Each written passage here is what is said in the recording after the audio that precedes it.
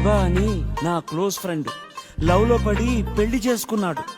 కాలేజీలో వాడు గ్రీకు వీరుడు, మ్యారేజ్ కాకముందు రాకుమారుడు.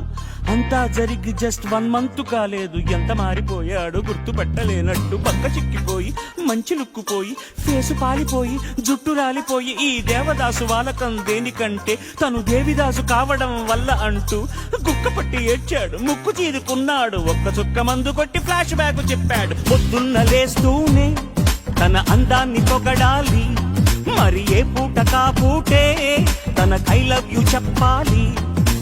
ఏం కోరినా తక్షణం తీర్చాలిరా వరం, భక్తి సామైందిరా కాపురం, పెళ్లి క్షమించరాని నేరం. Don't marry, hey be happy. Don't marry, hey be happy.